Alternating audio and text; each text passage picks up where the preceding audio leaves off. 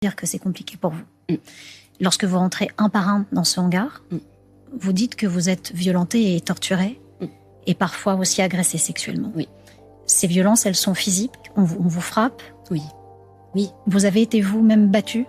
J'ai été battue et agressée sexuellement. Qu'est-ce qu'on vous a fait? Quand je suis rentrée dans cet hangar, un soldat me fait rentrer. Ils ont cette prise de vous mettre le bras comme ça et de vous baisser la tête. Je vois un de mes camarades par terre, avec le pantalon baissé, mais encore le caleçon. Et puis, il y a un autre soldat en face qui fait « Hey !» Et on m'avance. Et là, la première chose qu'il fait, c'est venir me palper la poitrine. Ensuite, je l'entendais me dire « Come with me, come with me ». Ils avaient ce sadisme. Et puis... ça va aller. Respirez. Vous avez le droit d'avoir ces émotions. Vous êtes sur ce plateau. Vous êtes en sécurité ce soir. Vous êtes à nos côtés. Et puis, je prends un premier coup. Des claques qui vous assomment, qui vous voyez 36 chandelles. Sur le visage? Sur le visage, derrière la tête. Tout se passe au niveau de la tête. Et ce que j'ai fait, c'est que j'ai essayé de me décaler parce que quand il me disait « Come with me », bien évidemment, je n'étais pas consentante. Je ne voulais pas le suivre parce que je comprenais ce qui était en train de se passer.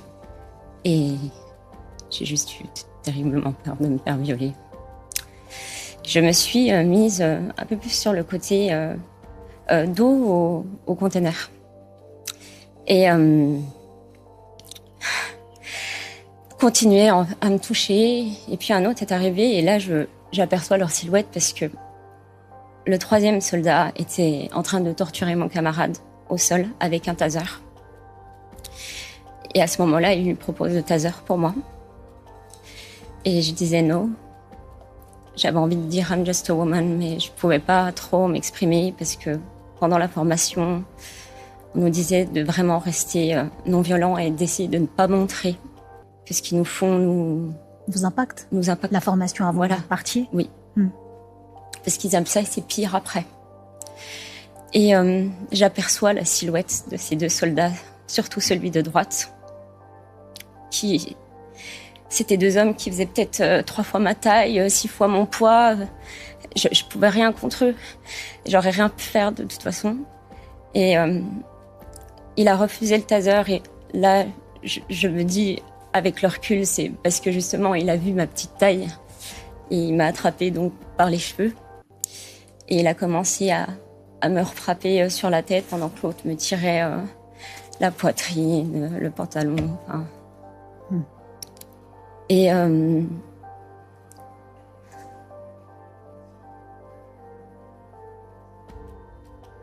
j'entends un moment « show me your face » parce que j'essayais de me protéger un minimum. Et tout doucement, j'essayais de m'écarter comme je pouvais parce que j'étais sonnée. Et un des deux, celui qui était à ma gauche, à un moment ouvre la porte de ce container. Je vois la lumière. Et ce que j'aperçois surtout sur le sol, parce que je ne lève pas la tête, c'est des taches de sang. Et j'avais peur de sortir.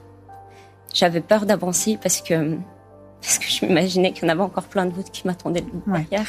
Ouais, et je me suis repris à nouveau une claque assourdissante.